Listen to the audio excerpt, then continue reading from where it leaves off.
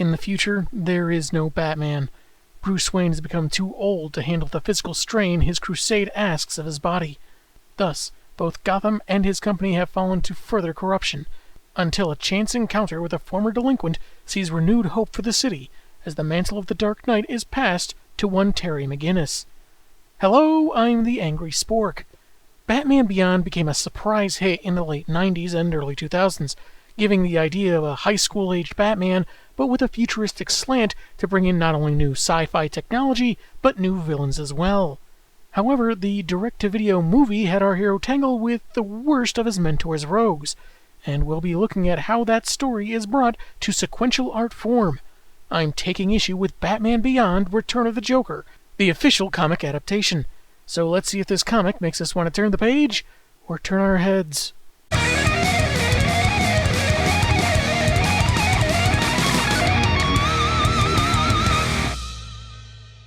The cover sees an older Joker menacingly in the background, circled by Harley, Batgirl, Robin, elderly Bruce, and McGuinness. The bottom portion, however, really sticks out, as it's just an orange gradient with the adaptation caption. It's very movie poster-esque, if the designer had only been paid 4/5 of what was promised and decided to stick it to the client. I kid, it's fine, and not any worse than the Kids WB logo in the corner.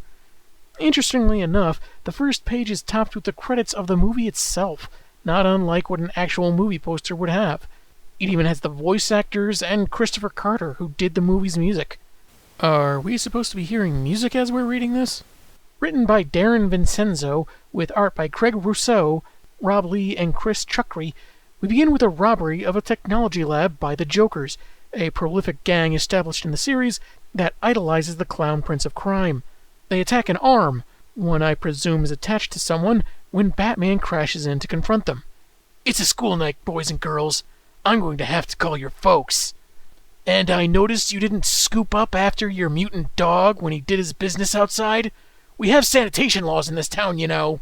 He fights their human-hyena hybrid Woof and their bruiser Bonk as they escape in what looks like a large hovercraft, until it crashes, so they escape in another vehicle after distracting Batman with an explosive. And already, the two-page spread moves really quickly and has very confusing pacing.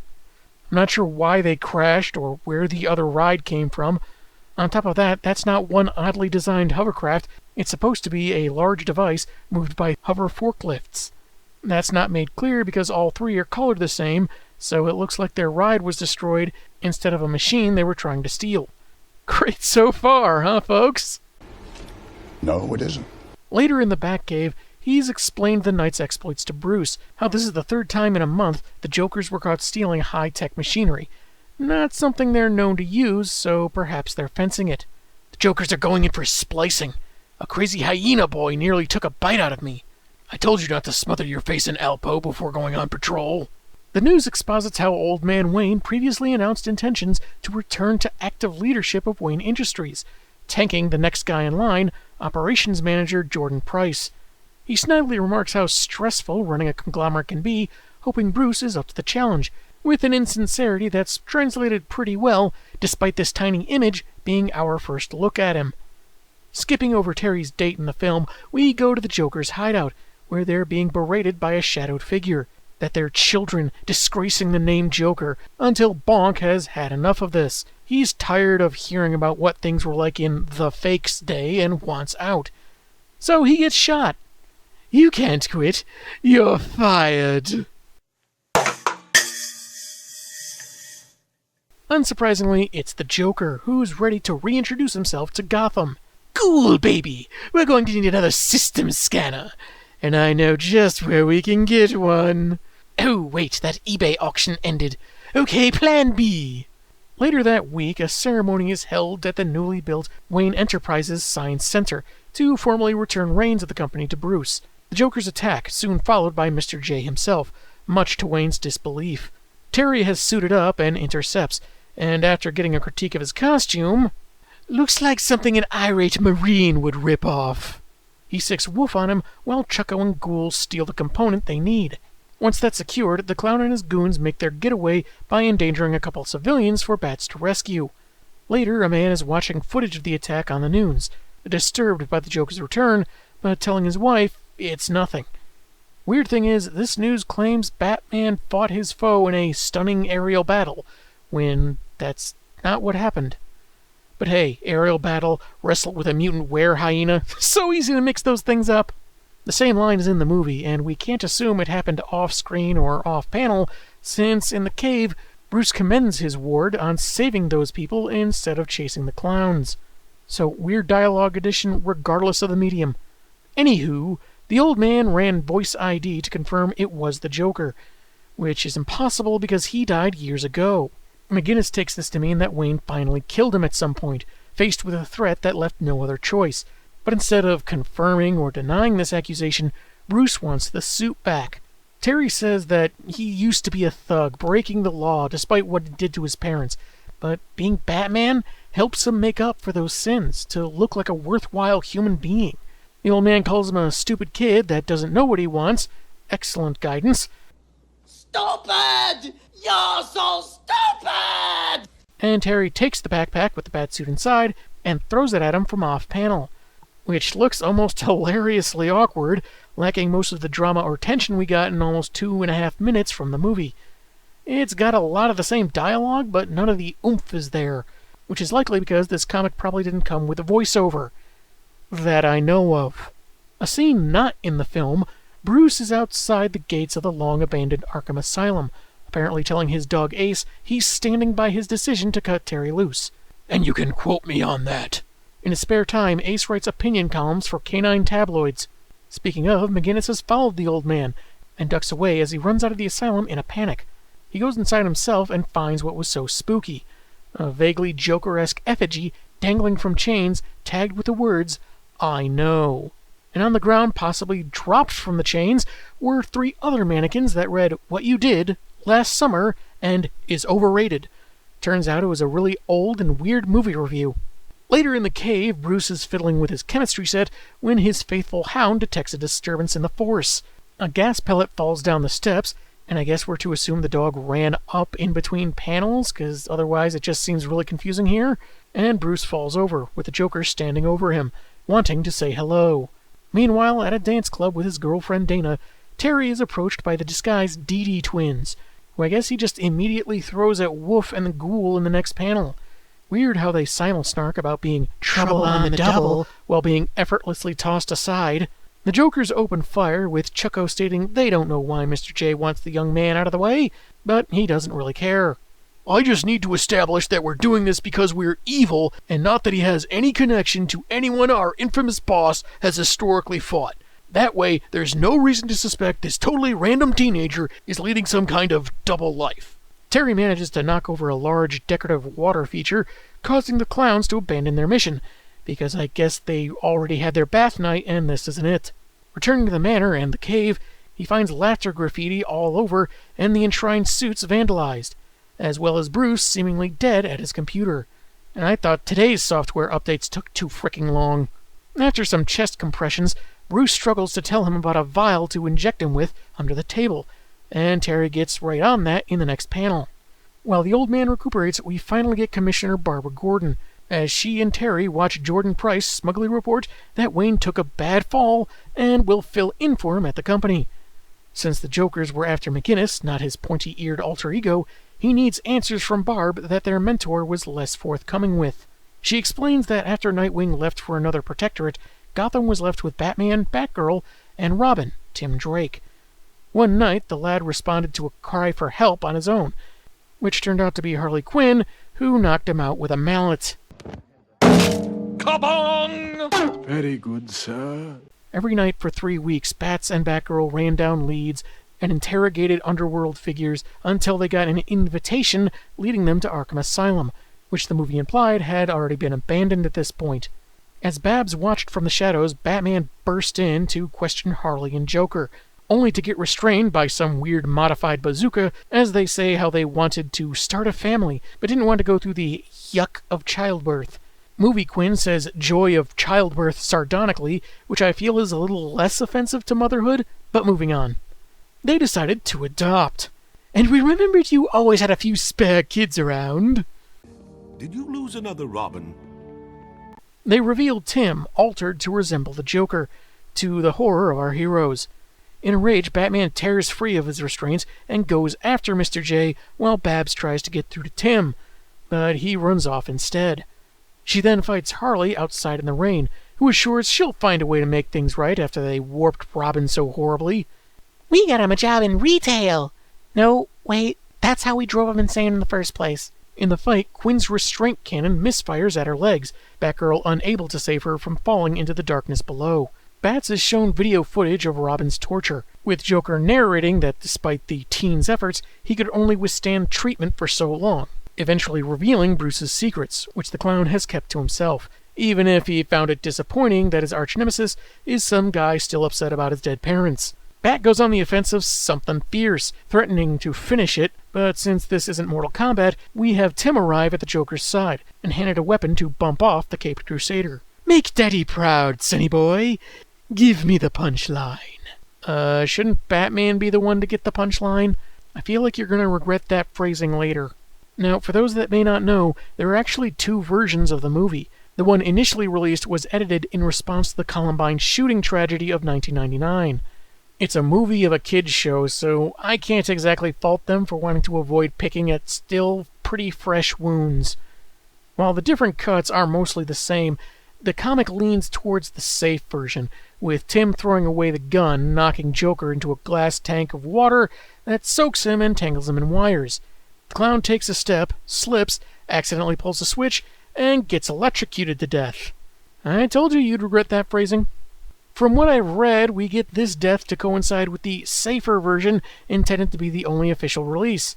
The original uncut movie wouldn't be sold until much later, after some petitioning, but did show up at conventions on VHS until then.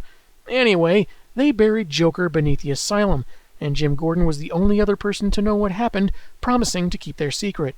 Barb considering it Mr. J's last act of cruelty, that they all resorted to compromise and deception. Though I imagine Leslie Tompkins had to know something, because she spent a year getting Drake back to sanity. Unless they told a whopper of a lie to her too, I bet she had an earful for Bruce. Tim left after Batman forbade him from ever being Robin again, and swore to never endanger another young protege. The two never managed to patch things up, and since then Tim's become a communications engineer, got married, and had a couple of kids. Still trying to find a way to bring his friend Sam Beckett back home. Right on the next page, Terry has gone to question Drake at work, and we see it's the same guy we saw watching TV earlier. He's the only connection to that night, and he admits Barb told him about what happened to Bruce. He may not be broken up about it, but swears he had nothing to do with the attack in the cave, and was as surprised as anyone at the clown's return, having spent 3 decades putting the hero stuff behind him. He claims all the sidekicks gave their best, but it was never good enough for the Bat, and now Tim is so sick of it all, he never wants to see that old suit again. Anecdote accepted. Snappy comeback not found. That's apparently good enough for Terry, so he flies off to sea, to question the only other guy that might target Wayne, Jordan Price. Instead, on the rich guy's yacht, he finds him chatting with the Jokers, admitting to giving them the codes needed to steal the equipment they wanted and make the attempt on Bruce's life. But of course, he's still a loose end that Joker wants dealt with. They tie him up and immediately vamoose, not stopping to fight Batman because they know what's a-comin'. Reading the room, Bats gets himself and Price off the vessel before it's destroyed by something. Unfortunately, his suit recorded Jordan's admission about aiding and abetting criminals to kill his boss. I want my lawyer. See the trial in Batman Beyond, Return of Two-Face, Attorney at Law. In the cave, Bruce is back on his feet. Ish. And feeling lousy as Terry ponders why, of all the suits in the cave, Joker only destroyed the Boy Wonders. Robin did shoot him. Apparently that Joker toxin is still messing with his head if he's confusing accidental electrocution with getting shot. Working a hunch, Terry has the Bat computer combine the equipment stolen by the Jokers into something a high-level communications engineer like Drake might be able to use. A jamming system that can hijack and use satellite defense systems. Which is what destroyed Price's yacht. The coloring just made it look like a beam of water shot upward to me, and we get very little of what was supposed to be energy in that panel. Bruce tells his charge to put on the ears and check out this lead. Later, McGuinness approaches Drake in a lab only to find a hologram, which, given that Dean Stockwell voiced him in the movie, I can't help but feel is a Quantum Leap reference. Or at least a delightful coincidence. Then a laser grid turns on along with a monitor showing the Joker admitting the disgruntled ex-vigilante is working for him. He goes on to imply his plans to appropriate a government satellite armed with a laser, with a handy-dandy simulation, so he can urban tag the city as his territory. He signs off, not expecting the bat fake to make it out of his deadly laser grid. After several batarangs get toasted, Terry suddenly ponders what would be the opposite of what Joker would expect Batman to do. And that is apparently throw another batarang that somehow manages to avoid the lasers and hit the right panel that frees him. I have no idea what that even was. He has Bruce search for the name he saw on Joker's candy jar, Jolly Jack, leading him to an abandoned candy factory. When he arrives, Chucko fires at him, but the future Batmobile is barely phased, crashing into the smokestack, and let's just assume the goons somehow survived. Bats makes really short work of the rest of the gang, especially since he brought Ace to take on Wolf. I guess the mutant is really scared of dogs, because I figured he'd be pretty intimidating to the bat-hound. Terry busts his way inside, finding an unconscious Drake, waking him up and saying he knows he works for the clown. Tim seems woozy at first, saying he gave all this up and tried to forget killing the Joker, but would still hear the shot and see the dead smile. We've already covered how there was no shot, and that does not look like a smile to me. He seems to regain composure. Evil composure, as he throws a claw-like device that incapacitates Terry, and calls out to Bruce, who he's certain is listening. He laughs maniacally, as in mere panels, he transforms into the Joker. It's a transformer! Wow, he really wants to win that costume contest at Comic-Con. The original Mr. J encoded his DNA onto a microchip, which he implanted in Robin's brain, waiting within Drake's subconscious for a few decades so he could rewrite his cellular makeup. How do you know of such things? They'll give anybody a degree these days. He proceeds to ponder targets for the satellite laser. Terry's mom's garden, Wayne Manor. When McGuinness, who I guess just decided that taser weapon didn't affect him anymore, sneaks up and grabs him.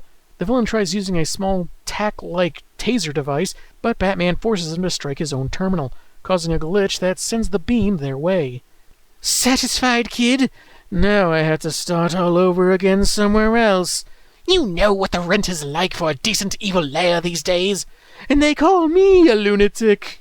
With the knowledge of the original dynamic duo skills, Joker initially has the upper hand in their fight, until Terry subverts expectations by fighting dirtier than Bruce did. We get some of the banter from the movie, McGuinness trying to get in the clown's head, much more abridged, before he takes the electric tack thing and zaps the chip on Joker Drake's neck. He flies them both out as the laser beam hits the factory, with a bunch of cops and Jokers looking like they'd be realistically killed in that explosion. Sometime later, Babs is sitting with a recovering Tim, explaining that the destruction of Joker's device led the satellite to shut off automatically, and returning to the US's control. Terry enters, with Tim quickly realizing he's the new pointy ears in town, and says Bruce couldn't have chosen a better successor. He's about to leave when Wayne himself appears, feeling it's where he should be, and says Terry is what makes Batman worthwhile, not the other way around, as previously suggested. The comic ends with Bruce and Tim greeting each other for the first time in decades, and a small panel of McGuinness giving his iconic pose. Either that or his favorite soccer team just scored. That was the comic adaptation of Batman Beyond: Return of the Joker, and really it works best if you watch the movie first, which is not a great sign. The comic skips a lot of stuff from the film, which is understandable. They're trying to cram nearly an hour and 20 minutes of action and superhero hijinks into about 40 pages. I don't want to seem like I'm ragging on the writer or editor, because I'm sure they did their best. That said, abridging things the way they did led to very rushed pacing that felt like moments were outright omitted in between panels, characters like the Joker's not really being established well, and much of the drama and tension in the movie feeling very minimalized on the page. Even some of the fights felt rushed, especially that final one with the Jokers. It's so hard to find good help these days. It's fine if we miss the first scene where Terry is half asleep on his date with Dana. It's funny and lets people know who she is to the main character. But if something had to be cut, it works without affecting the story too much. However, leaving out the aftermath of Terry getting fired reads like he never really left. Whereas in the film, after his angry snap decision to let Bruce have his way, he comes back because even without the suit, he and his loved ones aren't safe. Unfolding events dictate he put it back on. Some material that gets left out, they try to supplement through some dialogue that feels clunky and out of nowhere, or this panel with the anti-Joker toxin vial on Bruce's table that you really have to squint and look closely at to see what it is, but still feels poorly paced when it's used later by Terry to heal Bruce. No idea where the shark repellent spray ended up, though. Jordan Price is also not as good a red herring here as he was in the film. He's got the nose and the voice that could lead one to believe he's the Joker, somehow finding out Batman's identity or something. Naturally, a comic can't provide the latter, but it could have done more with the visuals at least. The first 2 times we see him, he's drawn very small, and you can barely tell there's supposed to be a resemblance the second time. He wasn't shown on screen that much, but the movie still let you sit with the idea in a more convincing way. Though to be fair, it's aided by some benefits of animation that comics just don't have. When old Bruce visits the asylum, it kind of felt like it undercuts Terry's dismissal, since he shows right up, though it does potentially add to the eerie, ominous tone surrounding the mystery about Joker. This could have worked in the movie, maybe better without McGuinness, with Bruce curiously looking about and finding the mannequin before leaving all freaked out. But I kinda wonder if that would have lessened the impact of Joker showing up in the cave. Maybe not, since it's implied Mr. J knows his secret when he shows up at that party, and it doesn't exactly point to Drake as a suspect. Instead of Bruce advising Terry on Joker, and our young hero coming up with a strategy, he just suddenly starts fighting dirty and getting all analytical. I guess that weird bit of dialogue in the laser cage was supposed to be a setup for him acting differently than the original Batman, but even that felt weird and out of nowhere. No follow-up with Harley, they ignore how Joker looks younger than he really should be after 30 or so years, and his overall contempt for the new Dark Knight is mostly left to calling him Bat-Fake a couple of times. And indeed, according to some research, the strange discontinuity of Joker's death and how it's referred to later is due to the creators working on the initial version of the movie script and having to make some quick alterations to coincide with the safer cut. Now, it's not all bad by any means. The art is good, despite that very samey coloring issue with the theft at the beginning, and they make a fantastic decision to give Batman's suit a shade of blue, despite this being the new Batman Adventures era where it was gray. Even though the overall design is unchanged, the color swap is so much better. There's also this moment where Terry is talking with Drake, and he has this slight smirk when Bruce's injuries are referenced. Now, McGuinness can't see his face, so I wonder if this is meant to indicate that a bit of the Joker took over just to gloat, just a smidgen. I did begin wondering if maybe Jokerized Kid Tim was supposed to be a kind of subtle hint that he was going to end up being the Joker in the future.